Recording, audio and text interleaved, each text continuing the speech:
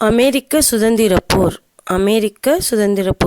American war of independence 1775 83 இருக்கு.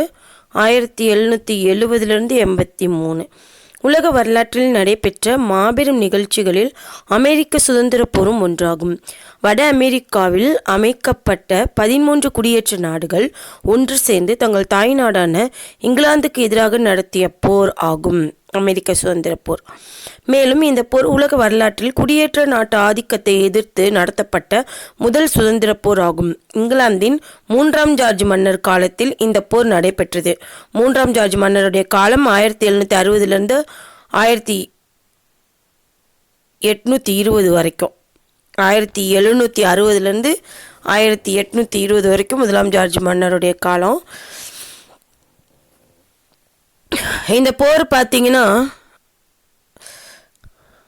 3ஆம் George மன்னர் காலத்தில் இந்த போர் நடைபெற்றது. இப்போரின் இறுதியில் குடியேற்ற நாடுகள் வெற்றியடைந்தது. அமெரிக்க ஐக்கிய நாடுகள் என்ற புதிய சுதந்திர நாடு தோன்றியது. இங்கிலாந்து பின்பற்றிய பழைய குடியேற்ற கொள்கைக்கு சாவு மணி அடித்தது. மனித இனத்தின் பறிக்கப்பட முடியாத அடிப்படை உரிமைகளை தொகுத்து காட்டியது.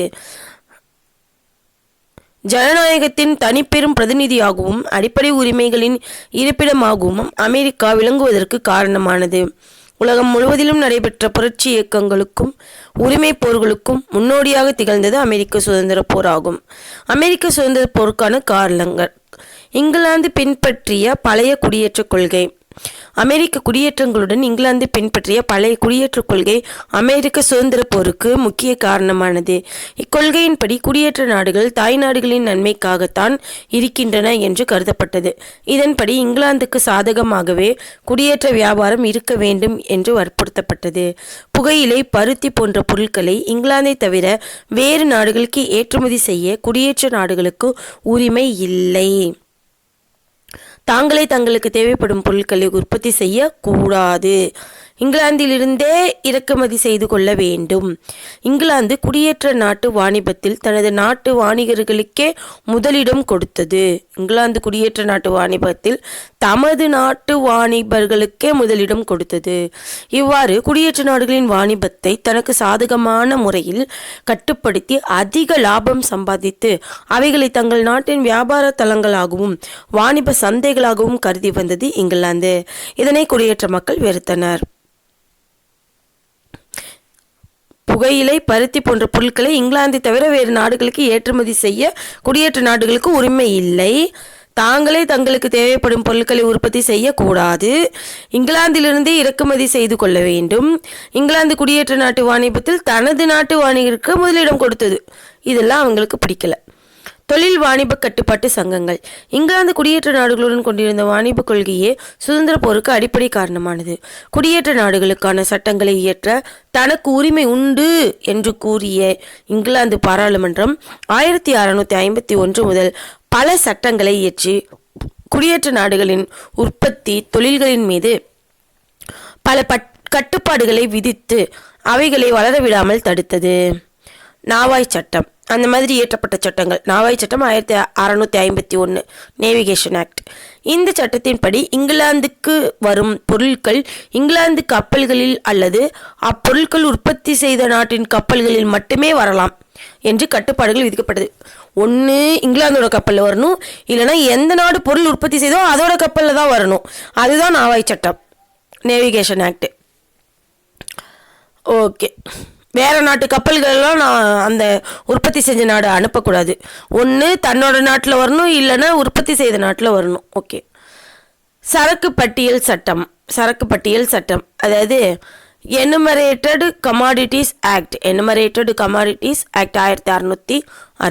இச்சட்டத்தின்படி சர்க்கரை, புகையிலை, பருத்தி, அவுரி, சாயம், வெள்ளப்பாகு, தாது கனிமங்கள், நெல் போன்ற பொருட்களை வட அமெரிக்க குடியேற்ற மக்கள் இங்கிலாந்துக்கும் அதன் பிற குடியேற்றங்களுக்கு மட்டுமே விற்க வேண்டும். இங்கிலாந்துக்கு விற்கணும். வட அமெரிக்க குடியேற்ற நாடுகள் வட அமெரிக்க குடியேற்ற மக்கள் ஒன்று இங்கிலாந்துக்கு விற்கணும், இல்லைனா அதன் குடியேற்றங்களுக்கு மட்டும்தான் விற்கணும், வேற எந்த நாட்டுக்கும் விற்கக்கூடாது. இதுதான் சரக்கு பட்டியல் சட்டம் 1660. அடுத்து முக்கிய பொருட்கள் சட்டம் ஸ்டாப்பிள் ஆக்ட் அத்தியாவசியமான பொருட்கள் சட்டம் 1663. இந்த சட்டத்தின்படி ஐரோப்பாவிலிருந்து வட அமெரிக்க குடியேற்றங்களுக்கு கொண்டு செல்லப்படும் பொருட்கள் முதலில் இங்கிலாந்துக்கு வந்து சுங்கவரி செலுத்திய பின்பே அமெரிக்கா செல்ல வேண்டும். இந்த சட்டத்தின்படி ஐரோப்பாவிலிருந்து வட அமெரிக்க குடியேற்றங்களுக்கு கொண்டு செல்லப்படும் பொருட்கள் என்ன பண்ணணும், ஃபர்ஸ்ட் இங்கிலாந்துக்கு வந்து சுங்கவரி செலுத்திய பின்பே அமெரிக்கா செல்ல வேண்டும் என்று விதித்தது. மேலும் அமெரிக்காவில் சுங்கவரி வசூலிக்கும் அதிகாரிகளை நியமிக்கும் சுங்க சட்டத்தை 1673 இங்கிலாந்து பாராளுமன்றம் இயற்றியது.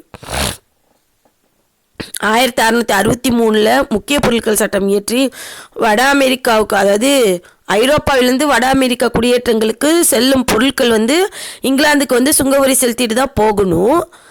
அதுக்கப்புறம் தான் அமெரிக்கா போகணும். அது இல்லாமல் அமெரிக்காவில் உள்ள சுங்கவரி வசூலிக்க அதிகாரிகளை நியமிக்கும் சுங்க சட்டமும் 1673 இங்கிலாந்து பாராளுமன்றம் இயற்றியது. செயல்படுத்தும் சட்டம் என்ஃபோர்ஸ்மெண்ட் ஆக்ட் 1696. நாவாய் சட்டங்கள் சுங்க சட்டங்கள் அனைத்துமே தங்கள் பொருளாதார வளர்ச்சியை பாதிப்பவையாக அமைந்துள்ளது என்று கருதிய அமெரிக்க குடியேற்றங்கள் அச்சட்டங்களை இரகசியமாக மீற ஆரம்பித்தன.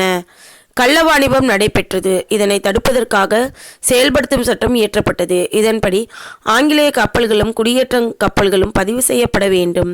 சுங்கவரி அதிகாரிகளுக்கு கப்பல்களையும் துறைமுக கிடங்குகளையும் சோதனை செய்வதற்கு அதிகாரம் அளிக்கப்பட்டது. இதன்படி பல அமெரிக்க வணிகர்கள் தண்டிக்கப்பட்டனர். பேட்ரிக் ஹென்றி, ஜேம்ஸ் ஓட்டிஸ் ஆகிய வழக்கறிஞர்கள் இவர்களது வழக்குகளை வாதாடி பெரும் புகழ் பெற்றனர். அமெரிக்க வணிகர்கள் இந்த செயல்படுத்தும் சட்டத்தை கண்டித்தனர். Patrick Henry, James Otis.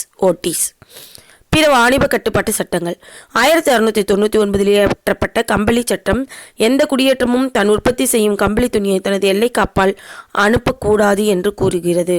1732 இயற்றப்பட்ட தொப்பி சட்டப்படி அமெரிக்காவில் தொப்பி செய்வோர்கள் தாங்கள் இத்தனை தொழிலாளர்களைத்தான் வைத்துக்கொள்ள வேண்டும் என்று வலியுறுத்தப்பட்டது. 1750 இயற்றப்பட்ட இரும்பு சட்டத்தின்படி அமெரிக்க குடியேற்றங்கள் இங்கிலாந்துக்கு இரும்பை ஏற்றுமதி செய்வதற்காக ஆலைகளை துவங்கலாம், ஆனால் இரும்பு சாமான்களை அவைகள் உற்பத்தி செய்யக்கூடாது அப்படின்னு சட்டம் போட்டிருக்காங்க. இவ்வாறு நாவாய் சட்டங்களும் தொழில் வாணிப கட்டுப்பாட்டு சட்டங்களும் அமெரிக்க குடியேற்ற நாடுகளின் தொழில்களை வளராமல் தடுப்பதையும் இங்கிலாந்தின் செய்தொழில்களை வளர்ப்பதையும் நோக்கமாக கொண்டிருந்தது. இதனால் இந்த சட்டங்கள் பற்றிய தகராறுகள் தீவிரமடைந்தன. குடியேற்ற மக்களின் உரிமை வேட்கை. வட அமெரிக்காவில் குடியேறியவர்களில் பெரும்பாலோர் தங்கள் தாய்நாட்டில் அரசியல் மற்றும் சமயத்துறையில் நிலவிய அதிகாரத்தை எதிர்த்து உரிமையோடு வாழ ஓடி வந்தவர்கள். எனவே தங்கள் உயிரினும் மேலான உரிமையை காக்க போராடியதில் வியப்பில்லை. தங்கள் நாடு விதித்த புதிய கட்டுப்பாடுகளை அவர்கள் விரும்பவில்லை. புகழ்பெற்ற வரலாற்று ஆசிரியர்கள் சார்லஸ் எம். ஆண்ட்ரூஸ் குறிப்பிட்டது போல, அமெரிக்காவின் புதுமை மிகு குலமான புதிய தேவை, புதிய ஆசை, புதிய எண்ணம், புதிய கருத்து, புதிய கண்ணோட்டம் ஆகியவைகளை குடியேற்ற மக்களிடையே தோற்றுவித்தது. அமெரிக்காவின் புதுமை மிகு குலமானது புதிய தேவை, புதிய ஆசை, புதிய எண்ணம், புதிய கருத்து, புதிய கண்ணோட்டம் ஆகியவைகளை குடியேற்ற மக்களிடையே தோற்றுவித்தது. மேலும் குடியேற்ற கல்வி அறிஞர்களான பெஞ்சமின் பிராங்க்லின், தாமஸ் ஜெபர்சன் போன்றோர் தாங்கள் எழுத்தாற்றல் மூலமாகவும் சொற்பொழிவுகள் மூலமாகவும் ஜனநாயக கருத்துக்களையும் மக்கள் உரிமை வேட்கைகளையும் வளர்த்தார்கள். ஜான் லாக் என்பவர் அரசாங்கத்தை பற்றிய 2 நூல்கள், த 2 ட்ரீட்டீஸ் ஆன் கவர்மெண்ட் என்ற நூல் அமெரிக்கர்களின் உரிமை வேட்கை எழுவதற்கு ஒரு தூண்டுகோலாக அமைந்தது. ஜான் லாக்கோடைய அரசாங்கத்தை பற்றிய 2 நூல்கள் அப்படிங்கிற புக்கு பேரே, அரசாங்கத்தை பற்றிய 2 நூல்கள்னு புக்கு பேரே, அது அமெரிக்கர்களின் உரிமை வேட்கையை எழுவதற்கு ஒரு தூண்டுகோலாக அமைந்தது. எனவே தான் தங்கள் தொழில்கள், வாணிபம், உரிமை ஆகியவற்றின் மீது விதிக்கப்பட்ட கட்டுப்பாடுகளை எதிர்த்து போராட துணிந்தனர். சமயத்துறையில் குடியேற்ற மக்களிடம் காணப்பட்ட மனக்கசப்பு. வட அமெரிக்காவில் குடியேறியவர்கள் பெரும்பாலும் சமய சீர்திருத்தவாதிகளாகவும் பல்வேறு சமய பிரிவுகளை சார்ந்தவர்களாகவும் சமய சுதந்திர வேட்கை கொண்டவர்களாகவும் இருந்தனர். மேலும் இவர்கள் சமயத்தின் பெயரால் சொந்த நாட்டிலிருந்து விரட்டப்பட்டவர்கள் ஆவார். எனவே இந்த மக்களிடம் சமய சகிப்புத்தன்மை நிலவியது. ஆனால் இங்கிலாந்திலிருந்து ஆங்கில திருச்சபை, ஆங்கிலிக்கன் சர்ச் அமெரிக்காவில் அதிகாரப்பூர்வமான அங்கீகரிக்கப்பட்ட திருச்சபையாக விளங்கியது. இந்த திருச்சபையின் கட்டுப்பாடுகளை குடியேற்ற மக்கள் விரும்பவில்லை. மத ஸ்தாபனத்திற்காக வரிகள் கட்டுவதை எதிர்த்தனர். திருச்சபையை சேர்ந்த அதிகார வர்க்கத்தையும் பலர் விரும்பவில்லை. ஆட்சி அமைப்பில் காணப்பட்ட குறைபாடுகள். வட அமெரிக்காவில் நிறுவப்பட்ட குடியேற்றங்கள் பலவும் இங்கிலாந்து அரசரிடம் பட்டயம் பெற்ற வாணிப கம்பெனிகளாலோ தனிநபர்களாலோ நிறுவப்பட்டவை ஆகும். 1752க்கு பிறகு 8 குடியேற்றங்கள் அரசரின் குடியேற்றங்களாக இருந்தது. அவற்றின் ஆளுநர்கள் இங்கிலாந்திலிருந்தே நியமிக்கப்பட்டனர். இந்த ஆளுநரின் அதிகாரங்களை குடியேற்றங்களின் சட்டமன்றங்கள் கட்டுப்படுத்தி வந்தன. ஆளுநர்களுக்கு சட்டமன்றங்களுக்கு இடையே அதிகார போட்டி நிலவியது. யார் அதிக அதிகாரம் கொண்டவர்கள் என்ற சச்சரவுகள் ஏற்பட்டது. அதேபோல் குடியேற்ற நாடுகள் இயற்றிய சட்டங்களை ஆங்கில பாராளுமன்றம் நிராகரிக்கும் உரிமை பெற்றிருந்தது. ஆங்கில பாராளுமன்றமே திறமை வாய்ந்தது என்றும் குடியேற்ற நாடுகள் அதன் ஆதிக்கத்துக்கு உட்பட்டவை என்றும் ஆங்கிலேயர் வாதாடினர். இதனை குடியேற்ற மக்கள் வெறுத்தனர். அடக்குமுறை ஆட்சிக்கு காரணமான ஆளுநர்களின் ஆட்சி ஒழிய வேண்டும் என்றும் அமெரிக்க குடியேற்றங்களுக்கு சட்டம் இயற்ற ஆங்கில பாராளுமன்றத்துக்கு அதிகாரமில்லை என்றும் அமெரிக்கர்கள் வாதாடினர். ஏழாண்டு போரினால் ஏற்பட்ட விளைவுகள். ஏழாண்டு போர் எப்போ நடக்கும்? 1756 1763. ஏழாண்டு போர் அமெரிக்க சுதந்திர போருக்கு கீழ்கண்ட பல வழிகளில் காரணமாக அமைந்தது. ஏழாண்டு போரின் விளைவாக வட அமெரிக்காவில் இருந்த பிரெஞ்சு பகுதிகள் அனைத்தையும் இங்கிலாந்து பெற்றது. இதனால் 13 குடியேற்றங்களும் பிரெஞ்சு பற்றிய பயம் அடியோடு நீங்கிவிட்டது. ஏழாண்டு போரின் விளைவாக வட அமெரிக்காவில் இருந்த பிரெஞ்சு பகுதிகள் அனைத்தையும் இங்கிலாந்து பெற்றது. இதனால் 13 குடியேற்றங்களும் பிரெஞ்சு அபாயம் பற்றிய பயம் அடியோடு நீங்கிவிட்டது. ஸ்பானியர்கள் விரட்டப்பட்டு விட்டனர். இதனால் குடியேற்ற மக்களுக்கு இனி இங்கிலாந்தின் உதவி தேவையில்லாமல் போய்விட்டது. மேலும் ஏழாண்டு போரில் பல அமெரிக்கர்கள் நல்ல இராணுவ பயிற்சி பெற்றனர். அவர்களிடையே தன்னம்பிக்கை வளர்ந்தது. தாங்கள் இங்கிலாந்துக்கு போர் வீரர்களை விட திறமையாக போரிட முடியும் என்ற உணர்வு கொண்டாங்க. எனவே ஆங்கிலேயரை எதிர்த்து போரிட்டு வெற்றி பெற முடியும் என்ற நம்பிக்கை அமெரிக்கர்களிடையே ஏற்பட்டது. ஏழாண்டு போரின் போது பல குடியேற்ற பகுதியினரும் தோளோடு தோள் சேர்ந்து போரிட ஒரு வாய்ப்பு கிடைத்தது. இதனால் அவர்களிடையே ஒரு ஒற்றுமை மனப்பான்மை வளர்ந்தது. பல குடியேற்றங்களையும் ஒன்றாக இணைக்கும் எண்ணமும் அப்போது பலருக்கு ஏற்பட்டது. 1754 7 குடியேற்ற நாடுகள் சேர்ந்து நடத்திய ஆல்பனி காங்கிரஸ் முக்கியத்துவம் வாய்ந்தது ஆகும். அமெரிக்கா ஒரே நாடு என்ற கருத்து மக்கள் மனதில் வேறொன்று ஆரம்பித்தது. ஏழாண்டு போரில் இங்கிலாந்து பெரும் பொருள் செலவாயிற்று. அதன் கடன் சுமை இதனால் அதிகரித்து போரில் ஏற்பட்ட செலவின் ஒரு பகுதியை அமெரிக்கர்கள் ஏற்க வேண்டுமென இங்கிலாந்து மன்னரும் பாராளுமன்றமும் குடியேற்ற நாடுகள் மீது புதிய வரிகள் விதித்தன. இதுவே இறுதியில் சுதந்திர போருக்கு வழி நடத்தி சென்றது. என்னென்ன? ஏழாண்டு போரில் இங்கிலாந்து பெரும் பொருள் செலவாயிடுச்சு. அதன் கடன் சுமை இதனால் அதிகரித்து போரில் ஏற்பட்ட செலவின் ஒரு பகுதியை அமெரிக்கர்கள் ஏற்க வேண்டும் என இங்கிலாந்து மன்னரும் பாராளுமன்றமும் குடியேற்ற நாடுகள் மீது புதிய வரிகள் விதித்தன. இதுவே இறுதியில் சுதந்திர போருக்கு வழிநடத்தி சென்றது. ஓகே. 1763 வருட பிரகடனம். ஏழாண்டு போரில் பிரெஞ்சுக்காரர்களின் தோல்விக்கு பிறகு குடியேற்ற மக்கள் அப்பலேச்சியன் மலைத்தொடருக்கு அப்பாலுள்ள செழிப்பான ஓகியோ சமவெளியில் குடியேறலாயினர். ஆனால் அப்பகுதியில் வாழ்ந்து வந்த செவ்விந்தியர்கள் பாண்டியாக் என்ற தலைவரின் கீழ் ஒன்று திரண்டு எதிர்க்க ஆரம்பித்தனர். இந்த கிளர்ச்சியை 2 ஆண்டுகள் போரிட்டு பெருத்த உயிர் சேதத்திற்கு பிறகு இங்கிலாந்து அடக்கியது. எனவே இனி வெள்ளையர்களுக்கும் செவ்விந்தியர்களுக்கும் ஏற்படும் மோதலை தவிர்க்கவே 1763 ஒரு பிரகடனத்தை இங்கிலாந்து வெளியிட்டது. இந்த 1763 வருட பிரகடனம் ஏழாண்டு போரில் பிரெஞ்சுக்காரர்களின் தோல்விக்கு பிறகு குடியேற்ற மக்கள் அப்பலேச்சியன் மலைத்தொடருக்கு அப்பால் உள்ள செழிப்பான ஓகியோ சமவெளியில் குடியேறலாயினர். ஆனால் அப்பகுதியில் வாழ்ந்து வந்த செவ்விந்தியர்கள் பாண்டியாக் என்ற தலைவரின் கீழ் ஒன்று திரண்டு எதிர்க்க ஆரம்பித்தாங்க. இந்த கிளர்ச்சியை 2 ஆண்டுகளுக்கு கஷ்டப்பட்டு இங்கிலாந்து அடக்குனுச்சு. இனி வெள்ளையர்களுக்கும் செவ்விந்தியர்களுக்கும் ஏற்படும் மோதலை தவிர்க்கவே 1763 பிரகடனத்தை இங்கிலாந்து வெளியிட்டது. இதன்படி அப்பலேச்சியன் மலைத்தொடருக்கு அப்பால் வெள்ளையர் சென்று குடியேறக்கூடாது என்று கூறப்பட்டது. நில வணிகர்கள், நிலம் பெற எண்ணிய குடியானவர்கள் இந்த பிரகடனத்தினால் ஆத்திரமடைந்தாங்க. மேலும் இந்த பிரகடனத்தின்படி ஒரு நிலைப்படை அமைக்கவும் அதன் செலவை குடியேற்ற மக்கள் ஏற்கவும் வற்புறுத்தப்பட்டது. இதனை குடியேற்ற மக்கள் கடுமையாக எதிர்த்தாங்க. கிரன்வில்லின் புதிய வரிகள். கிரன்வில் அமெரிக்க குடியேற்ற நாடுகளை பாதுகாப்பது என்பது என்ற பிரச்சனையில் இங்கிலாந்துக்கு குடியேற்ற நாடுகளுக்கும் இடையே மனக்கசப்பு ஏற்பட்டது. வட அமெரிக்காவை பாதுகாப்பதற்காக 10,000 பேர் கொண்ட ஒரு படையை குடியேற்ற நாடுகளில் நிறுத்த வேண்டி இருந்தது. அந்த செலவுக்காக நிதி திரட்டும் நோக்கத்துடன் 1763 இங்கிலாந்து பிரதமரான கிரன்வில் சுங்கவரியை கண்டிப்பாக வசூல் செய்ய முடிவு செய்தார். அதன்படி 1764 சர்க்கரை சட்டத்தை இயற்றினார். இச்சட்டம் மேற்கிந்திய தீவுகளிலிருந்து கள்ளத்தனமாக கொண்டு வரப்படும் வெள்ளப்பாகுவை தடுப்பதை நோக்கமாக கொண்டது. மேலும் இந்த சட்டம் மது வகைகள், பட்டு போன்ற ஆடம்பர பொருட்கள் மீது புதிய சுங்க வரிகளை விதித்தது. 1764 காகித நாணய சட்டம் ஒன்றை இயற்றி அதன்படி காகித நாணயங்களை குடியேற்றங்கள் அச்சடித்து வெளியிடுவது தடுக்கப்பட்டது. 1765 படைக்கல சட்டம் ஒன்று இயற்றப்பட்டது. இதன்படி தேவைப்படும் பொழுது ஆங்கிலேய போர் வீரர்களுக்கு தங்குமிடம், உணவு ஆகியவற்றை குடியேற்றக்காரர்கள் அளித்து உதவ வேண்டும் என்று வலியுறுத்தப்பட்டது. இந்த சட்டங்கள் அனைத்திலுமே அமெரிக்கர்கள் எதிர்த்தாங்க. முத்திரை சட்டம் 1765 ஸ்டாம்ப் ஆக்ட்.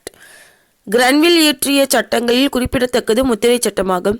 இதனை இங்கிலாந்து பாராளுமன்றம் 1765 மார்ச் மாதம் இயற்றியது. இதன்படி சட்டப்பூர்வ ஆவணங்கள், சட்ட நடைமுறைகள், உயில்கள், நில உரிமைகள், லைசன்ஸ்கள் ஆகியவை முத்திரையிடப்பட்ட காகிதங்களில் எழுதப்பட வேண்டும் என்று கூறப்பட்டது. இதுவரை ஆங்கில அரசு குடியேற்றங்கள் மீது நேரடி வரிகளை விதிக்கவில்லை. இந்த சட்டத்தின்படி வருடத்திற்கு 1,00,000 பவுண்டு வரி வசூல் செய்ய திட்டமிடப்பட்டது.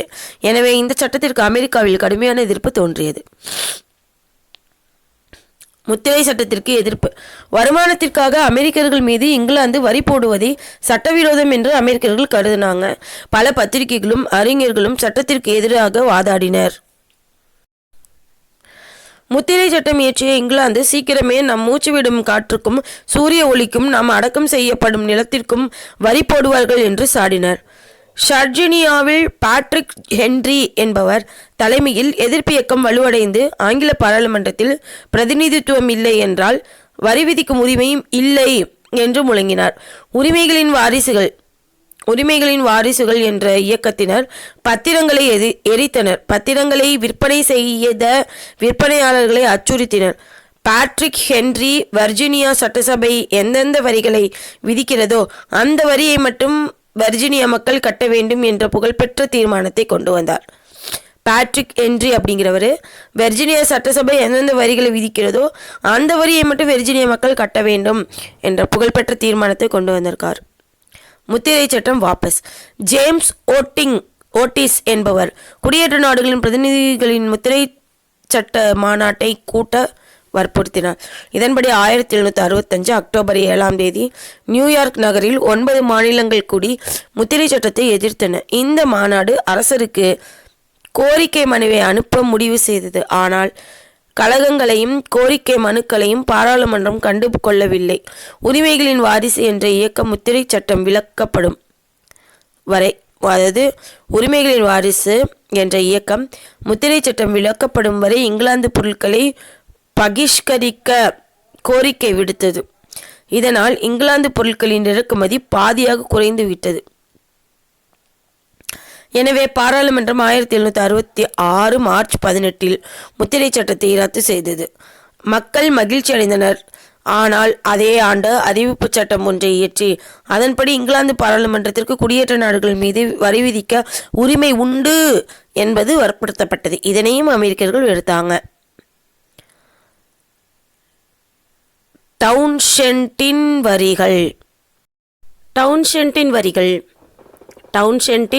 வரிகள். சாத்தாம் மந்திரி சபையில் கருவூல தலைவராக இருந்த சார்லஸ் டவுன்ஷென்ட் 1767 2 மசோதாக்களை பாராளுமன்றத்தில் கொண்டு வந்தார். அதன்படி குடியேற்றங்கள் இறக்குமதி செய்யும் பொருட்களான கண்ணாடி, ஈயம், வார்னிஷ், காகிதம், தேயிலை ஆகியவற்றின் மீது வரி விதிக்கப்பட்டது. முத்திரை சட்டம் இயற்றப்பட்ட போது அது உள்நாட்டு வரிகள் என்று அமெரிக்கர்கள் எதிர்த்தனர். எனவே இறக்குமதி செய்யப்படும் இந்த பொருட்களுக்கு வரி விதிப்பை அமெரிக்கர்கள் எதிர்க்க மாட்டார்கள் என்று கருதினர். இந்த சுங்க சட்டத்தின்படி சுங்கவரிகளை வசூலிப்பதற்காக சுங்க ஆணையர் வாரியம் ஒன்று அமைக்கப்பட்டது. டவுன்ஷென்டின் கொண்டு வந்த இன்னொரு சட்டப்படி கழக சட்டத்தை எதிர்த்து நியூயார்க் சட்டசபையானது செயல்பட விடாமல் நிறுத்தி வைக்கப்பட்டது. ஆங்கில பாராளுமன்றம் விதிக்கும் எல்லா வரிகளையும் எதிர்க்க வேண்டும் என்று மாசாசூசெட்ஸ் சட்டமன்றம் ஒரு சுற்றறிக்கையை அனுப்பியது. எல்லா குடியேற்றங்களுக்கும் மாசாசூசெட்ஸ் மாநிலத்திற்கு பேராதரவு தந்தன. 1768 பிலடெல்பியா, நியூயார்க் ஆகிய நகரங்களின் வணிகர்கள் பாஸ்டன் வணிகர்களுடன் சேர்ந்து இங்கிலாந்து பொருட்களை விற்பனை செய்வதை நிறுத்தினர். இறக்குமதி மறுப்பு ஒப்பந்தம் ஒன்றையும் அவர்கள் செய்து கொண்டனர். இவ்வாறு இங்கிலாந்தின் அரசியல் பொருளாதார பிடியிலிருந்து விடுபட குடியேற்ற மக்கள் திட்டமிட்டனர். பாஸ்டன் படுகொலை. இதற்கிடையே பாஸ்டனில் நியமிக்கப்பட்ட சுங்க அதிகாரிகளுக்கு எதிராக சாமுவேல் ஆடம்ஸ் என்பவர் தலைமையில் உரிமையின் வாரிசுகள் என்ற புரட்சியாளர்கள் கலகத்தில் ஈடுபட்டனர். எனவே ஆங்கில அரசு அதிகாரிகளின் பாதுகாப்பிற்காக 4 பிரிவு படைகளை பாஸ்டனுக்கு அனுப்பியது. சிவப்பு நிற உடைகளை அணிந்த இந்த படையுடன் புரட்சியாளர்கள் சண்டையில் இறங்கினர். 1770 மார்ச் 5 புரட்சியாளர்களுக்கும் துறைமுக தொழிலாளர்களுக்கும் சுங்கத்துறை அலுவலகத்தை தாக்கினர். அதில் ஒரு ஆங்கில சிப்பாய் கொல்லப்பட்டார். எனவே ஆங்கில படை கூட்டத்தை நோக்கி சுட்டதில் 5 பேர் கொல்லப்பட்டனர். இதுவே பாஸ்டன் படுகொலை எனப்பட்டது. பாஸ்டன் படுகொலையை பற்றி சாமுவேல் ஆடம்ஸ் பத்திரிகையில் உணர்ச்சி பொங்க எழுதி இங்கிலாந்துக்கு எதிராக பொறுப்புணர்ச்சி ஏற்பட செய்தார். புதிய பிரதமராக பதவியேற்ற நார்த் பிரபு 1770 டவுன்ஷென்டின் சுங்க சட்டத்தை ரத்து செய்தார். ஆனால் தேயிலை மீதான வரி மட்டும் ரத்து செய்யப்படவில்லை. பாஸ்டன் தேநீர் விருந்து. 1770 ஆண்டுக்கு பிறகு அமெரிக்க குடியேற்ற மக்கள் இங்கிலாந்து சட்டங்களை கடுமையாக எதிர்க்க தொடங்கினர். 1772 ஜூன் மாதம் கெஸ்பி என்ற ஆங்கில கப்பல் ஒன்றை பிடித்து ரோடு ஐலண்டில் எரித்துவிட்டனர். பாஸ்டனில் சுங்க இலாக்கா அதிகாரி ஒருவரை பிடித்து எரித்துவிட்டனர். 1773க்கு பிறகு அமெரிக்கர்கள் ஒற்றுமையுடனும் உணர்ச்சியுடனும் இங்கிலாந்து சட்டங்களை எதிர்க்க தொடங்கினர். இச்சமயத்தில் ஆங்கில கிழக்கிந்திய கம்பெனி பணமுடையினால் திவாலாகும் நிலையிலிருந்ததால் அதற்கு உதவி செய்வதற்காக 1772 தேயிலை சட்டம் ஒன்றை நார்த் பிரபு இயற்றினார். இதன்படி அந்த கம்பெனி நேரடியாக சுங்கவரி செலுத்தாமல் அமெரிக்க குடியேற்றங்களில் தேயிலையை விற்பனை செய்ய அனுமதி அளிக்கப்பட்டது. இதனால் தேயிலை விலை குறைந்தது. மலிவான விலையில் தேயிலை விற்கப்படும் பொழுது தேயிலை வரிகளை பற்றி மக்கள் கவலைப்பட மாட்டார்கள் என்று நார்த் பிரபு நம்பினார்.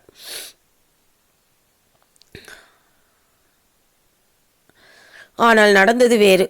குறைந்த விலையில் தேயிலை கிடைத்தாலும் மக்கள் அந்நிய தேயிலையை ஒதுக்கிவிட்டு காப்பி குடிக்க ஆரம்பித்தனர். தேயிலை சட்டத்தில் பாதிக்கப்பட்ட அமெரிக்க வணிகர்கள் கிளர்ச்சியில் இறங்கினர். கம்பெனியின் தேயிலை கப்பலிலிருந்து இறங்குவதையும் விற்கப்படுவதையும் அனுமதிப்பதற்கு பல குடியேற்ற நாடுகள் சட்டமன்றங்கள் மறுத்தன. நியூயார்க் வந்த தேயிலை கப்பல் திரும்பி அனுப்பப்பட்டது. ஆனால் பாஸ்டனில் ஆவேசம் எல்லையை கடந்தது. 1773 டிசம்பர் 16 மாலை பாஸ்டன் துறைமுகம் வந்து சேர்ந்த கப்பலுக்குள் சாமுவேல் ஆடம்ஸ் தலைமையில் செவ்விந்தியர்கள் போல வேடம் போன்ற 150 பேர் புகுந்தனர். பெருந்திரளான மக்கள் பார்த்து கொண்டிருக்கும் போதே 18,000 பவுண்டு மதிப்புள்ள சுமார் 343 தேயிலை பெட்டிகளில் கடலில் தூக்கி எறிந்தனர். இதுவே பாஸ்டன் தேநீர் விருந்து எனப்பட்ட உணர்ச்சிமயமான நிகழ்ச்சியாகும். இந்த நிகழ்ச்சியை பற்றி செய்தி எல்லா குடியேற்றங்களிலும் காட்டு தீப்போல் பரவியது. மக்கள் எழுச்சி அடைந்தனர். தாங்க முடியாத சட்டங்கள். என்னடா அது? தாங்க முடியாத சட்டங்கள். அன்டாலரபிள் ஆக்ட் 1774. இவங்க தான் புதுசாக கண்டுபிடிப்பாங்க. பாஸ்டன் தேநீர் விருந்து நிகழ்ச்சியில் நார்த் பிரபு தலைமையிலான டோரி அரசும் அரசர் 3ஆம் ஜார்ஜும் கடும் சினம் கொண்டனர். பாஸ்டன் நகரம் மீதும் மாசாசூசெட்ஸ் மாநிலத்தின் மீதும் நடவடிக்கை எடுக்க 4 அடக்குமுறை சட்டங்கள் 1774 இயற்றப்பட்டன. ஆனால் இச்சட்டங்களை எட்மண்ட் பர்க் என்பவர் எதிர்த்தார். இந்த 4 தாங்க முடியாத சட்டங்களின்படி கிழக்கிந்திய கம்பெனிக்கு நஷ்ட ஈடு தரும் வரை பாஸ்டன் துறைமுகம் மூடப்பட்டது. மாசாசூசெட்ஸ் மாநிலத்தின் பட்டயம் ரத்து செய்யப்பட்டு அதன் தன்னாட்சி உரிமை பறிக்கப்பட்டது. அதன் சட்டமன்றம் கலைக்கப்பட்டது. தளபதி தாமஸ் கேஜ் என்பவர் அதன் ஆளுநராக நியமிக்கப்பட்டார்.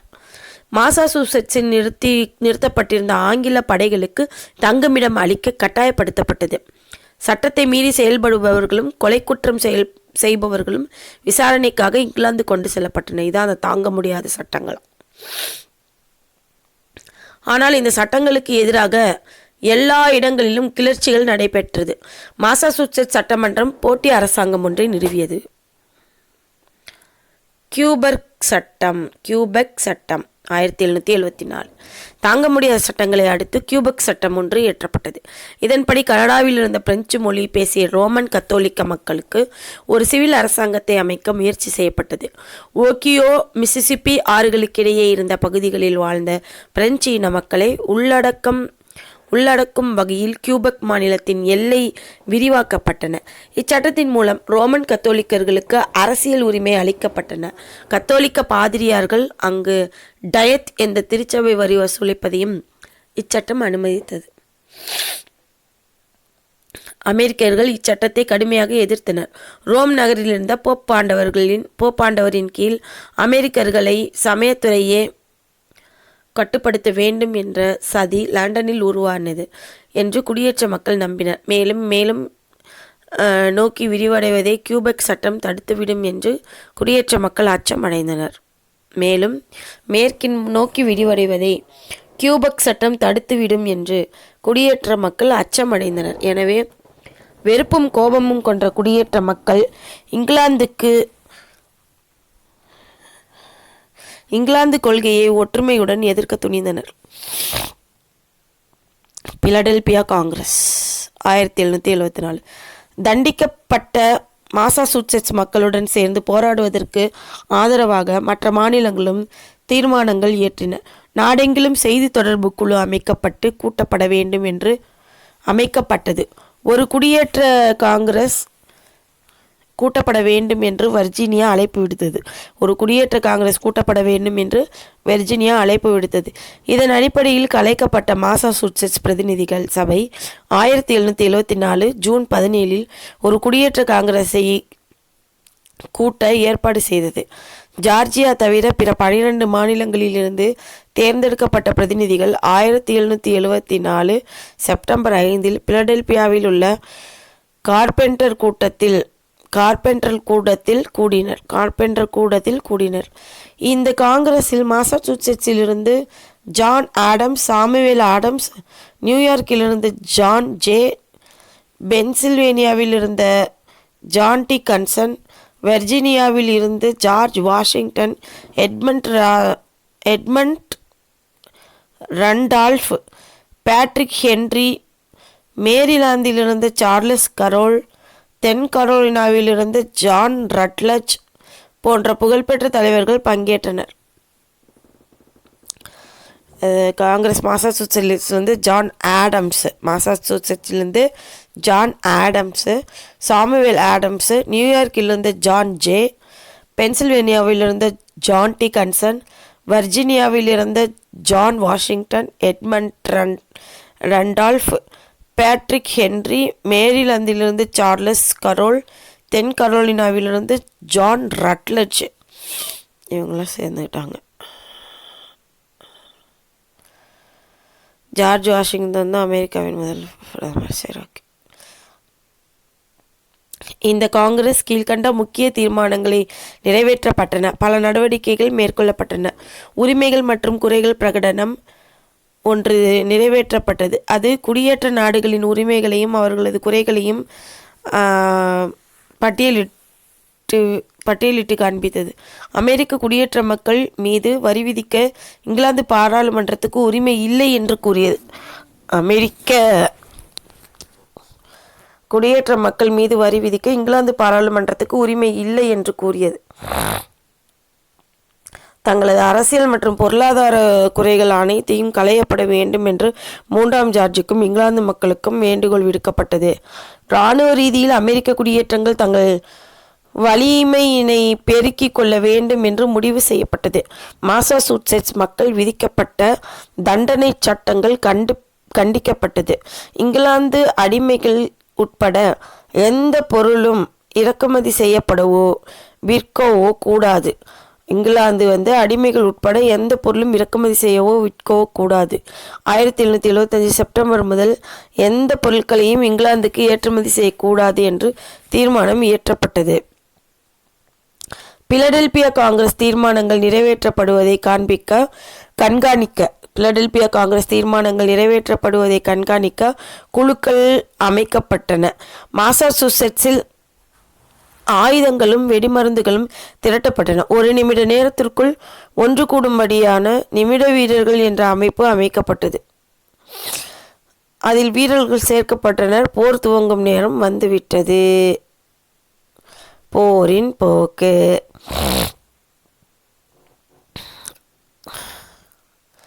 லெக்சிங்டன் போர் 1775 ஏப்ரல் 19. பல மாதங்களாகவே மாசாசூசெட்ஸ் மக்கள் போர் புரிவதற்காக படைகளையும் ஆயுதங்களையும் போர் கருவிகளையும் தயாரித்து வந்தனர். இதனை குடியேற்ற காங்கிரசும் ஊக்குவித்து வந்தது. மாசாசூசெட்ஸின் மாநிலத்தில் ஜான் ஹன்காக் தலைமையில் அமைக்கப்பட்ட பாதுகாப்பு குழுவும் மோதலுக்கான நிமிட மனிதர்களை தயார் நிலையில் வைத்திருந்தது. இந்த நிலையில் சாமுவேல் ஆடம்ஸ், ஜான் ஹான்ஷாக் ஆகியோரை கைது செய்ய பாஸ்டனில் இங்கிலாந்து படைகளின் தளபதியாக இருந்த தாமஸ் கேஜுவுக்கு உத்தரவிடப்பட்டது. 1775 ஏப்ரல் 18 1000 வீரர்களை கொண்ட படையுடன் கேஜ் புறப்பட்டார். லெக்சிங்டன் என்ற இடத்தில் நடைபெற்ற போரில் 7 அமெரிக்கர்கள் கொல்லப்பட்டனர். 9 பேர் காயமடைந்தனர். அதன் பிறகு ஆங்கில படைகள் கன்கார்டு என்ற இடத்தில் நிமிட மனிதர்களுடன் மோதிய பின் மீண்டும் லெக்சிங்டன் புறப்பட்டது. திரும்பும்போது மரங்கள் குன்றுகள் பின்னால் மறைந்து கொண்டு குடியேற்ற படை சுட்டது. இதில் 273 ஆங்கில வீரர்கள் மடிந்தனர். 90 அமெரிக்கர்கள் கொல்லப்பட்டனர். இதுவே சுதந்திர போரின் முதலாவது நிகழ்ச்சியாகும். இரண்டாவது கண்ட காங்கிரஸ் 1775 மே 10. லெக்சிகன், கன்கார்டு ஆகிய இடங்களில் நடைபெற்ற போருக்கு பின்னர் 3 வாரம் கழித்து இரண்டாவது கண்ட காங்கிரஸ் பிலடெல்பியாவில் கூடியது. இதிலும் ஜார்ஜியா தவிர மற்ற எல்லா மாநிலங்களிலிருந்தும் பிரதிநிதிகள் வந்தனர். சில மாதங்கள் கழித்து ஜார்ஜியாவும் சேர்ந்து கொண்டது. இந்த காங்கிரஸில் ஜான் ஹான்காக் தலைமை தாங்கினார். இதில் காங்கிரஸின் நோக்கங்கள் வரையறுத்து கூறப்பட்டது. இந்த காங்கிரஸ் அரசாங்கமாக செயல்பட்டு படைகளை திரட்டுவதில், காகித நாணயம் அச்சிடுதல், போர் செலவுக்காக கடன் வாங்குதல் போன்ற அனைத்து வேலைகளையும் செய்தது. 1775 ஜூலை 5 காங்கிரஸ் ஆலிவ் கிளை விண்ணப்பம் ஒன்றினை இங்கிலாந்து அரசருக்கு அனுப்பியது. இதில் அரசரிடம் அமெரிக்க மக்கள் விசுவாசம் கொண்டிருப்பதாகவும் எனவே சமரச முடிவுக்கான நடவடிக்கைகளை மேற்கொள்ள வேண்டும் என்றும் கூறப்பட்டது. இதனை அரசர் 3ஆம் ஜார்ஜ் நிராகரித்துவிட்டு அமெரிக்கர்கள் கலக நிலையில் இருக்கின்றனர் என்று அறிவித்தார்.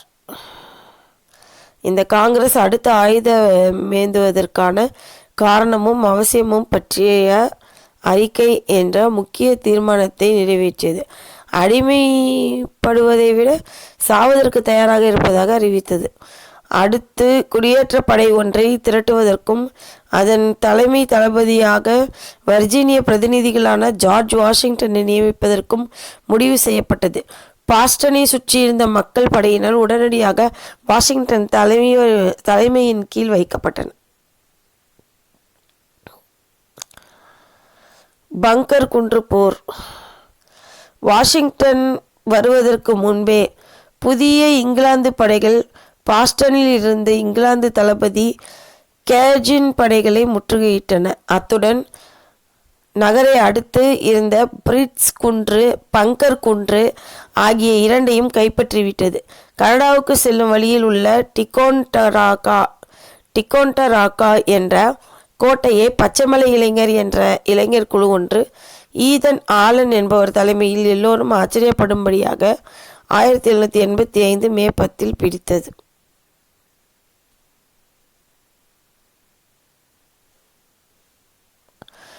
பங்கர் குன்றிலிருந்து அமெரிக்கர்களை விரட்டுவதற்கு கேஜ் எடுத்த முதல் 2 முயற்சிகள் வெற்றி பெறவில்லை. ஆனால் 3ஆம் முறையாக 1875 ஜூன் மாதம் நடைபெற்ற போரில் அமெரிக்க படைகள் தோற்கடிக்கப்பட்டன. ஆனால் ஆங்கில படைகள் 1000 வீரர்களை இழந்தது. தளபதி கேஜ் நீக்கப்பட்டு அவருக்கு பதிலாக வில்லியம் ஹோவ் என்பவர் ஆங்கில படைகளின் தளபதியாக நியமிக்கப்பட்டார்.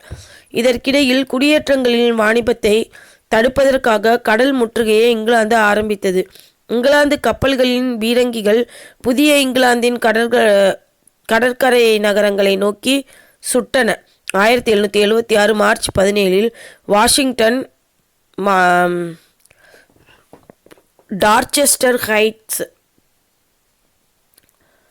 டார்ச்செஸ்டர் குன்றுகளை கைப்பற்றி அதில் பீரங்கிகளை அமைத்தார். பாஸ்டனில் இருப்பது ஆபத்தானது என்று உணர்ந்த ஆங்கிலேயர் வெளியேறினர். ஆம், இங்கிலாந்து ஆட்சியிலிருந்து விடுபட்ட முதல் நகரம் பாஸ்டன். விடுதலை பிரகடனம். போர்க்களங்களில் படைகள் மோதிக்கொண்டிருந்த போது அமெரிக்கர்கள் தங்கள் அரசியல் போராட்டத்தையும் தொடர்ந்து நடத்தினர். இங்கிலாந்திலிருந்து சமீபத்தில் அமெரிக்கா வந்து குடியேறிய தாமஸ் பெயின் என்பவர் பொது அறிவு என்ற சிறிய நூலை எழுதி 1776 ஜனவரியில் வெளியிட்டார்.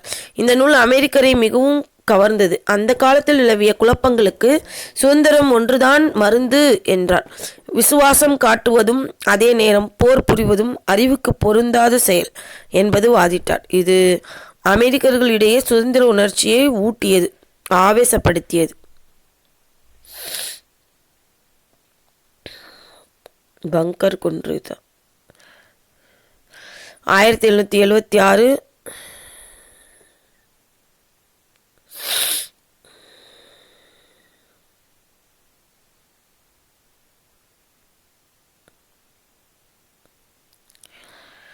1776 மே 15 வர்ஜீனியாவை சேர்ந்த ரிச்சர்டு ஹென்றி லீ என்பவர் காங்கிரஸில் அமெரிக்காவுக்கு சுதந்திரம்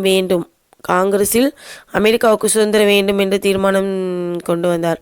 இதன் அடிப்படையில் விடுதலை பிரகடனம் தயாரிக்கவும் நேச கூட்டாட்சியான அரசியலமைப்பை வரையவும் 2 குழுக்கள் அமைக்கப்பட்டன. விடுதலை பிரகடனத்தை உருவாக்குவதற்கு தாமஸ் ஜெபர்சன் தலைமையிலான அமைக்கப்பட்ட குழுவின் John Adams, Benjamin Franklin, Roger Sherman, Robert Livingston போன்றோர் இடம்பெற்றனர். சிறந்த எழுத்தாளரான ஜெபர்சன் ஆழ்ந்த கருத்துக்கள் அடங்கிய விடுதலை பிரகடனத்தை அழகிய ஆங்கிலத்தில் எழுதினார். முதல் பகுதியில் அரசாங்கம் பற்றியும் மக்கள் உரிமை பற்றியும் கூறப்பட்டிருந்தது.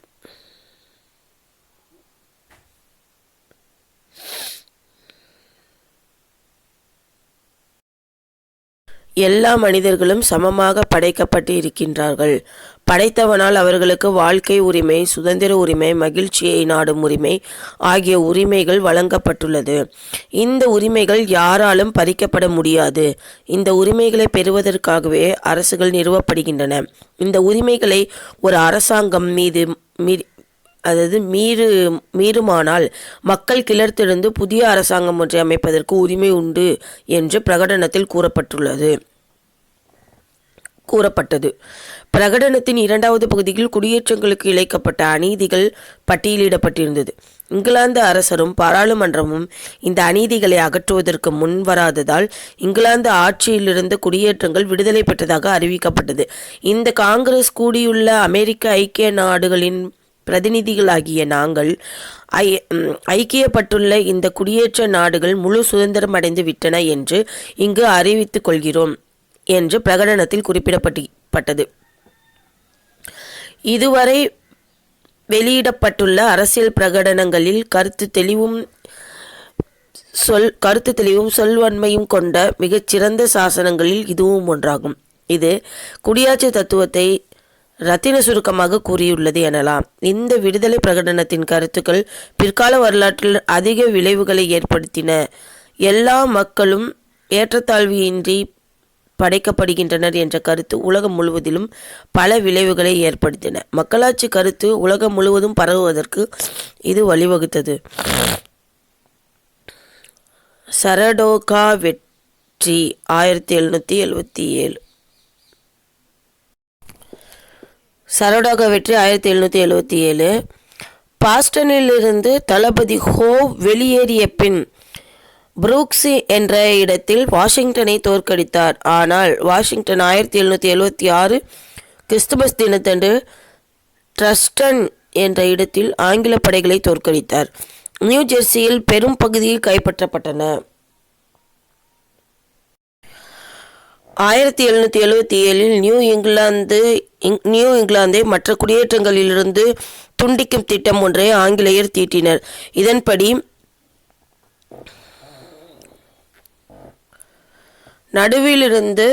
நடுவிலிருந்த நியூயார்க், ஆல்பனி ஆகிய இடங்களை பிடிக்க முடிவு செய்யப்பட்டது. இதன்படி தளபதி ஜான் பர்கோயின் தலைமையில் ஒரு படை வடக்கிலிருந்து தெற்காகவும், நியூயார்க்கிலிருந்து ஹோவின் படைகள் வடக்கிலிருந்து முன்னேறி தளபதி ஹோவ் வாஷிங்டனை பிராண்டிவன் என்ற இடத்தில் தோற்கடித்தது.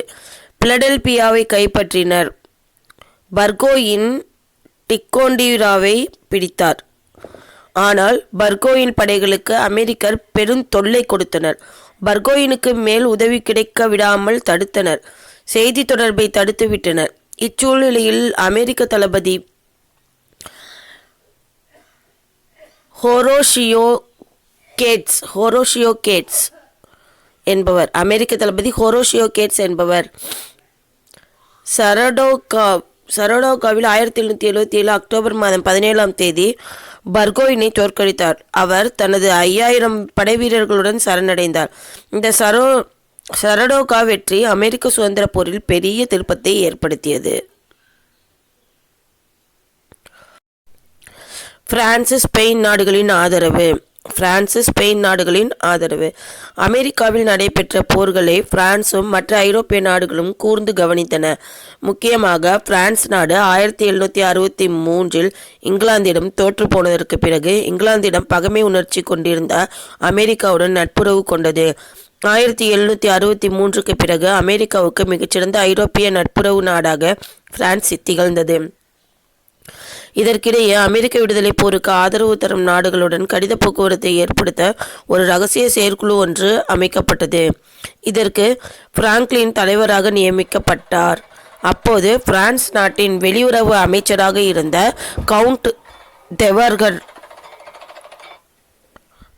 கவுண்ட் தெவர்கனிஸ் என்பவர் மிகச்சிறந்த ராஜதந்திரி. அமெரிக்க விடுதலை போரின் விளைவாக பிரான்ஸ் சில நன்மைகளை பெற முடியும் என்று நம்பினார். எனவே அமெரிக்கர்களுக்கு வேண்டிய எல்லா படை கருவிகளையும் தருவதாக உறுதி கூறினார்.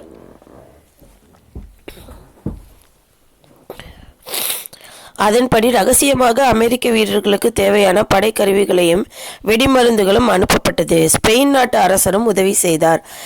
இதுவரை அமெரிக்க குடியேற்றங்களுக்கு அதிகாரப்பூர்வமான ஆதரவு அளிப்பதா வேண்டாமா என்ற தயங்கிய பிரெஞ்சு அரசுக்கு சரடோகாவில் அமெரிக்கர் பெற்ற வெற்றி நம்பிக்கையூட்டியது.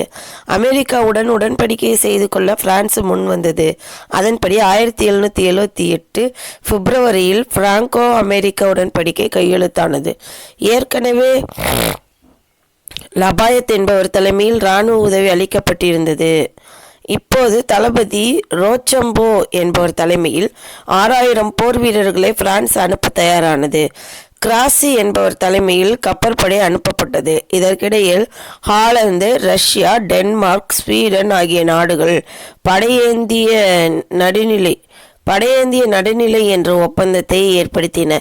இதன்படி தங்களது கப்பல்கள் அமெரிக்காவுக்கு உதவியாக படைக்கலங்களை எடுத்து செல்கின்றனவா என்பதை சோதிக்க இங்கிலாந்துக்கு உரிமை இல்லை என்று அறிவிக்கப்பட்டது. இதனால் ஐரோப்பாவில் போர் மூண்டது. இவ்விதம் ஐரோப்பிய நாடுகள் அமெரிக்காவுக்கு உதவி செய்தன. யார்க் டவுன் வெற்றி 1781. சரடோகா வெற்றிக்கு பிறகு அமெரிக்காவின் வடக்கு பகுதியில் போர் நிலை மறைந்தது. அமெரிக்க விடுதலை போரின் கடைசி 2 ஆண்டுகளில் எல்லா நிகழ்ச்சிகளும் அமெரிக்காவின் தெற்கு பகுதியிலேயே நடைபெற்றன. சரடோகா போருக்கு பிறகு ஹோவிற்கு பதிலாக ஹென்றி கிளின்டன் என்பவர் இங்கிலாந்து படைகளின் தலைமை தளபதியாக அனுப்பப்பட்டார். இவர் நியூயார்க்கில் படைகளை குவித்து கொண்டார். 1778 ஜார்ஜியாவில் சவன்னாவையும் 1780 சார்லஸ் டவுனையும் ஆங்கில படைகள் தளபதி கார்ன்வாலிஸின் தலைமையில் கைப்பற்றின. ஆனால் தெற்கே இருந்த அமெரிக்க படைகளுக்கு தலைமை வகித்த நத்தானியேல் கிரீன் கார்ன்வாலிஸின் படைகளுக்கு அதிக தொல்லைகளை கொடுத்தார். இவர் வாஷிங்டனுக்கு அடுத்தபடியாக சிறந்த தளபதியாக கருதப்பட்டார். இவர் 1781 ஜனவரி 13 கார்ன்வாலிஸின் படைகளை கவுபென்ஸ் என்ற இடத்தில் தோற்கடித்தார். எனவே கார்ன்வாலிஸ் யார்க் டவுன் என்ற இடத்திற்கு பின்வாங்கினார். இச்சமயத்தில் கார்ன்வாலிஸை வெல்ல வாஷிங்டன் திட்டமிட்டார். வாஷிங்டனுக்கு பிரெஞ்சு தளபதி ரோச்சம்போ பக்கபலமாக இருந்தார். வாஷிங்டனும் ரோச்சம்போவும் அமெரிக்க பிரெஞ்சு படைகளை நியூயார்க்கிலிருந்து அழைத்து கொண்டு வர்ஜீனியாவில் நின்ற லபாயத்தின் படைகளுடன் இணைத்து கொண்டனர்.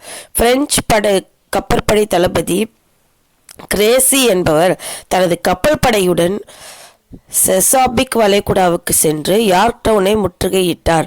ஜார்ஜ் வாஷிங்டனில் இந்த இராணுவத்தினரால் நிலத்திற்கு கடலுக்கும் இடையே கார்ன்வாலிஸின் சிக்கிக்கொண்டார். தப்பிக்க வழியில்லாமல் 1781 அக்டோபர் 17 தனது 7000 படைவீரர்களுடன் சரணடைந்தார் கார்ன்வாலிஸ். இத்துடன் அமெரிக்க சுதந்திர போர் முடிவடைந்தது. இப்போரின் இறுதியில் செய்யப்பட்ட பாரிஸ் உடன்படிக்கையின்படி அமெரிக்க ஐக்கிய நாடுகள் சுதந்திரத்தை இங்கிலாந்து அங்கீகரித்தது. பாரிஸ் உடன்படிக்கை 1783 செப்டம்பர் 3. போரின் இறுதியில் சமாதான பேச்சுவார்த்தைகள் பாரிஸில் துவங்கின. அதில் அமெரிக்காவின் சார்பில் பெஞ்சமின் பிராங்க்லின், ஜான் ஆடம்ஸ் கலந்து கொண்டனர். இங்கிலாந்தின் சார்பில் அமைச்சர் ஷெல்பர்ன் கலந்து கொண்டார். நீண்ட பேச்சுவார்த்தைக்கு பின் 1783 செப்டம்பர் 3 உடன்படிக்கை கையெழுத்தானது. இந்த உடன்படிக்கையின் முக்கிய அம்சங்கள் வருமாறு: அமெரிக்க ஐக்கிய நாடுகள் என்ற பெயரை கொண்ட 13 குடியேற்றங்களின் அரசியல் சுதந்திரத்தை இங்கிலாந்து அங்கீகரித்தது. மேற்கில் மிசிசிப்பி நதி, வடக்கில் கனடா, தெற்கில் புளோரிடா ஆகியவற்றுக்கு இடைப்பட்ட பிரதேசங்கள் அனைத்தும் அமெரிக்காவிற்கு கொடுக்கப்பட்டன. Canada, Noah Scotia, new Foundland ஆகியவை இங்கிலாந்து வசமே விடப்பட்டன. நியூ ஃபவுண்ட்லாந்து, நோவா ஸ்கோஷியா தீவுகளின் கடலோரம் மீன்பிடிக்கும் உரிமை அமெரிக்கர்களுக்கு கொடுக்கப்பட்டது. ஸ்பெயினுக்கு மைனார்க்காவும் புளோரிடாவும் கொடுக்கப்பட்டது. போரின் போது அரச விசுவாசிகளிடமிருந்து பறிக்கப்பட்ட உரிமைகளையும் உடைமைகளையும் திருப்பிக் கொடுக்க மாநிலங்களை கேட்டுக்கொள்வதற்கு காங்கிரஸ் சம்மதித்தது. அரச விசுவாசிகள் துன்புறுத்தப்படக்கூடாது. ஆங்கிலேயர்கள் அமெரிக்க கடன்காரர்களிடமிருந்து கடனை வசூலிக்க எடுக்கும் முயற்சிகளுக்கு தடை விதிப்பதில்லை என்று காங்கிரஸ் உறுதியளித்தது. மிசிசிப்பி நதியில் கப்பல் செலுத்தும் உரிமை ஆங்கிலேயர்களுக்கும் அமெரிக்கர்களுக்கும் உண்டு என்பது ஏற்றுக்கொள்ளப்பட்டது. அமெரிக்கர்களின் வெற்றிக்கு ஆங்கிலேயர்கள் தோல்விக்கும் காரணங்கள் என்ன அப்படின்னா, தூரம். இங்கிலாந்து 3000 மைல்களுக்கு அப்பால் இருந்து வந்து போரில் ஈடுபட வேண்டியிருந்தது. விரைவான போக்குவரத்து வசதிகள் இல்லாத அக்காலத்தில் அட்லாண்டிக் பெருங்கடலை தாண்டி வந்து போர் புரிவது அவ்வளவு எளிதான காரியம் இல்லை. எனவே குறித்த நேரத்தில் வீரர்களையும் படைக்கருவிகளையும் இங்கிலாந்தால் அனுப்ப முடியவில்லை. இதற்கு மாறாக அமெரிக்கர்கள் தங்கள் நிலத்திலேயே ஆங்கிலேயருடன் போர் புரிந்தனர். இதனால் தான் வெற்றி பெற முடிந்தது. அமெரிக்காவின் புவியியல் அமைப்பு பற்றிய அறிவு ஆங்கிலேயர்களுக்கு இல்லை. எனவே இவர்கள் பல இடர்பாடுகளை சந்தித்தனர். ஆனால் அமெரிக்கர்கள் தங்களுக்கு மிகவும் பழக்கமான நிலப்பரப்பில் போர் புரிந்ததால் எளிதாக வெற்றியடைய முடிந்தது. திறமையற்ற இங்கிலாந்து படைத்தளபதிகள் ஆங்கில தளகர்த்தர்களான Thomas Gage, William Howe Burgoyne, Henry Clinton ஆகியோரிடம் போதிய அனுபவமோ படைநுட்ப அறிவோ போர் திறமையோ இல்லை. இவர்கள் போர்களில் தீவிரமாக பணியாற்றவில்லை. இவர்கள் செய்த தவறுகளே அமெரிக்கர்கள் வெற்றியடைய காரணங்களாக அமைந்தன. அமெரிக்க போர் வீரர்களின் விடுதலை உணர்வு. அமெரிக்க போர் வீரர்கள் தேசிய உணர்வுடனும் ஒற்றுமையுடனும் வீரத்துடனும் போரிட்டனர். காரணம், அப்போது அமெரிக்காவில் இருந்தவர்கள் எல்லாம் இங்கிலாந்திலிருந்து வந்தவர்களே. எனவே ஆங்கிலேயர் தங்கள் சகோதர ஆங்கில மக்களை கொல்ல முன்வரவில்லை. மேலும் இங்கிலாந்து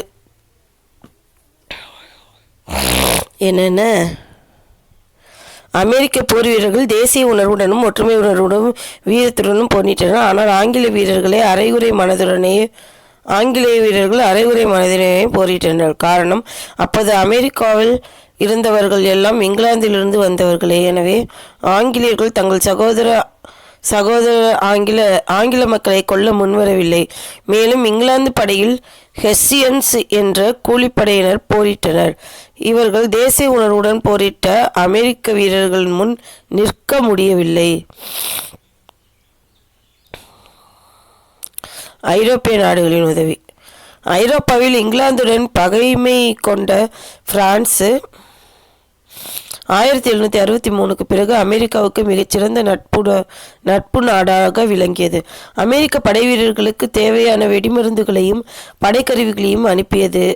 லபாயட், ரோஷம்போ ஆகியோர் தலைமையில் இராணுவ வீரர்களை அனுப்பியது. கிராசி என்பவர் தலைமையில் கப்பற்படை அனுப்பியது. இவ்வாறு பிரெஞ்சுக்காரர்களின் உதவியுடன் அமெரிக்கர்கள் எளிதாக வெற்றி பெற்றனர். மேலும் ஸ்பெயின், ரஷ்யா, ஹாலந்து, பிரஷ்யா ஆகிய நாடுகளும் அமெரிக்காவுக்கு உதவி செய்தன. 3ஆம் ஜார்ஜ் மன்னரின் பிடிவாத குணம். இங்கிலாந்து மன்னர் 3ஆம் ஜார்ஜின் மூர்க்கத்தனமான எதேச்சதிகாரமான கொள்கையினால் ஆங்கிலேயர்கள் தோல்வியடைந்தனர். இவர் தனது இஷ்டப்படி மந்திரி சபையை கலைத்து அடிக்கடி மாற்றியதால் தெளிவான தொடர்ச்சியான கொள்கைகள் பின்பற்ற முடியவில்லை. மேலும் அமைச்சர் அவையில் ஒற்றுமை காணப்படவில்லை. அரசியல் தலைவர்களின் தர்க்க ரீதியான வாதங்களை புறக்கணித்து தனது விருப்பு வெறுப்புகளுக்கு முக்கியத்துவம் அளித்து உடன்பாட்டுக்கான வாய்ப்புகளை கொடுத்துவிட்டார். ஜார்ஜ் வாஷிங்டனின் தலைமை. அமெரிக்க சுதந்திர போரில் ஆங்கிலேயர்கள் தோற்பதற்கும் அமெரிக்கர்கள் வெற்றியடைவதற்கும் ஜார்ஜ் வாஷிங்டனின் தலைமை முக்கிய காரணமாகும். இவர் நாட்டுப்பற்று, தெளிந்த அறிவு, துணிவு, பெருந்தன்மை ஆகிய பண்புகளை பெற்று சிறந்த படைத்தளபதியாக விளங்கினார். நெருக்கடியான நேரங்களில் மனம் தளரவில்லை. இத்தகைய தன்மைகளால் தான் முதலில் பல தோல்விகளை பெற்றாலும் இறுதியில் வெற்றியடைந்தார். நெருக்கடியான நேரத்தில் மனம் தளரவில்லை. இத்தகைய தன்மைகளால் தான் முதலில் பல தோல்விகளை பெற்றாலும் இறுதியில் வெற்றியடைந்தார். அமெரிக்க சுதந்திர போரின் முக்கியத்துவம் மற்றும் விளைவுகள். அமெரிக்க சுதந்திர போர் கீழ்கண்ட பல காரணங்களினால் முக்கியத்துவம் பெற்று விளங்குகிறது. சுதந்திர போரின் விளைவாக அமெரிக்க ஐக்கிய நாடுகள் என்ற புதிய நாடு உதயமானது. இந்த போர் விடுதலை என்ற உயர்ந்த லட்சியத்தினால் தூண்டப்பட்டதாகும். உலகத்தின் பல பகுதிகளில் ஏற்பட்ட சுதந்திர போராட்டங்களுக்கு உதவி செய்யும் வல்லமை பெற்றிருந்தது. 1789 ஏற்பட்ட பிரெஞ்சு புரட்சிக்கும் லத்தீன் அமெரிக்க விடுதலை போராட்டங்களுக்கும் அமெரிக்க சுதந்திர போரே காரணமாகும். இப்போரின் விளைவுகளாக அமெரிக்காவில் உலகத்தின் முதல் கூட்டாட்சி அரசாங்கம் அமைக்கப்பட்டது. உலக அரசியல் அறிஞர்களின் தத்துவங்கள் எல்லாம் நடைமுறைக்கு கொண்டு வரப்பட்டது. அவைகளின் அடிப்படையில் அமெரிக்காவில் உலகத்தின் முதலாவது எழுதப்பட்ட அரசியலமைப்பு உருவாக்கப்பட்டது. சட்டத்திலும் கொள்கையிலும் மட்டுமல்லாமல் உண்மையாக நடைமுறையிலும் ஒரு ஜனநாயக சமுதாயம் உருவாக அடிப்படையிடப்பட்டது. தனித்தனி நாடுகளாக இயங்கிக் கொண்டிருந்த 13 குடியேற்றங்களும் இணைந்து ஒரு தேசிய அரசு அமைக்கப்பட்டது. அமெரிக்க தேசியம் வளர்ச்சி அடைந்தது. அமெரிக்க சுதந்திர போர் இங்கிலாந்து அரசியலில் பெரிய மாற்றங்களை ஏற்படுத்தியது. ஆங்கிலேயரின் தோல்விக்கு காரணமான 3ஆம் ஜார்ஜ் மன்னர் மக்களின் மதிப்பை இழந்தார். இங்கிலாந்து குடியேற்ற கொள்கையில் பெரிய மாறுதல் ஏற்பட்டது. அமெரிக்க குடியேற்றங்களை இழந்த இங்கிலாந்து தனது கவனத்தை ஆசிய நாடுகளின் பக்கம் திருப்பியது. இந்தியாவில் குடியேற்றம் ஏற்படுத்துவதற்கான அதிக கவனம் செலுத்தியது. அமெரிக்க சுதந்திர போரின் போது இங்கிலாந்துக்கு ஆதரவு அளித்த அரசு விசுவாசிகள், முக்கியமாக வடபகுதியில் இருந்த நிலக்கிழார்கள், இங்கிலாந்துடன் வாணிபம் செய்தவர்கள், அரசு ஊழியர்கள் போன்றவர்களே இங்கிலாந்துக்கு விசுவாசிகளாக இருந்தனர். போரின் முடிவில் இவர்களது செல்வாக்கும் ஆதிக்கமும் ஒழிந்தது. இவர்களது சொத்துக்கள் பறிமுதல் செய்யப்பட்டன. பலர் கைது செய்யப்பட்டனர், நாடு கடத்தப்பட்டனர். எனவே இவர்களில் சுமார் 50,000 பேர் கனடா, இங்கிலாந்து மற்றும் மேற்கத்திய தீவுகளுக்கு போய் குடியேறினர். சமயத்திலும் பெரிய மாறுதல்கள் ஏற்பட்டது. இதுவரை அமெரிக்க திருச்சபை இங்கிலாந்து திருச்சபையின் ஒரு கிளையாகவே செயல்பட்டது. போரின் இறுதியில் இந்த தொடர்பு அறுக்கப்பட்டது. மெத்தடிஸ்ட், புராட்டஸ்டன்ட், எபிஸ்கோபல் திருச்சபை போன்றவை ஐரோப்பாவுடன் தங்களுக்கு இருந்த தொடர்பை துண்டித்துவிட்டு தனி நிறுவனங்களாக இயங்க ஆரம்பித்தன. சமய சுதந்திரம் அளிக்கப்பட்டு திருச்சபை சம்பந்தப்பட்ட வரிகள் ரத்து செய்யப்பட்டன. அமெரிக்க மக்கள் தங்கள் போராடி வரும் சுதந்திரத்தை கோட்பாடுகளுக்கு சற்றும் ஒவ்வாத நீக்ரோ அடிமை முறை என்பதை உணர்ந்தனர். அமெரிக்க மக்கள் தாங்கள் போராடி வரும் சுதந்திர கோட்பாடுகளுக்கு சற்றும் ஒவ்வாதது நீக்ரோ அடிமை முறை என்பதை உணர்ந்தனர். வட மாநிலங்களில் சட்டத்தின் மூலம் அடிமை முறை தவிர்க்கப்பட்டு வந்தது. சில மாநிலங்களில் புதிதாக அடிமைகளை கொண்டு வருவதை தடை செய்தன. சில மாநிலங்களில் அடிமை வியாபாரத்திற்கு அதிக வரி விதிக்கப்பட்டது. ஆனால் தென் மாநிலங்களில் அடிமை முறை அவசியம் தேவைப்பட்டது. இறுதியாக அமெரிக்க சுதந்திர போரில் அமெரிக்கா பெற்ற வெற்றி பூர்வீக இந்திய குடிகளுக்கு எதிராக அமைந்தது. போர் முடிவடைந்ததும் அமெரிக்கர்கள் கட்டுப்பாடுகள் இல்லாமல் மேற்கு நோக்கி குடிபெயர்ந்து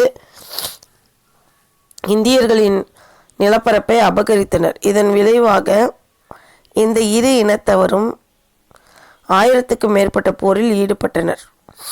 முடிவில் பூர்வீக இந்தியர்களை ஒழித்து கட்டிவிட்டு அவர்களின் பகுதிகளை எல்லாம் தங்கள் உடைமையாக்கி கொண்டனர் அமெரிக்கர்கள்.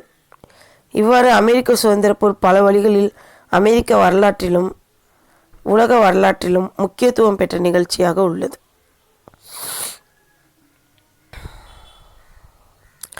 இறுதியாக அமெரிக்க சுதந்திர போரில் அமெரிக்கா பெற்ற வெற்றி பூர்வீக இந்திய குடிகளுக்கு எதிரான அமைந்தது. போர் முடிவடைந்ததும் அமெரிக்கர்கள் கட்டுப்பாடுகள் இல்லாமல் மேற்கு நோக்கி குடிபெயர்ந்து இந்தியர்களின் நிலப்பரப்பை அபகரித்தனர். இதன் விளைவாக இந்த இரு இனத்தவரும் 1000க்கும் மேற்பட்ட போரில் ஈடுபட்டனர். முடிவில் பூர்வீக இந்தியர்களை உழைத்து கட்டிவிட்டு அவர்கள் பகுதிகளை எல்லாம் தங்கள் உடைமையாக்கி கொண்டனர் அமெரிக்கர்கள். இவ்வாறு அமெரிக்க சுதந்திர போர் பல வழிகளில் அமெரிக்க வரலாற்றிலும் உலக வரலாற்றிலும் முக்கியத்துவம் பெற்ற நிகழ்ச்சியாக உள்ளது.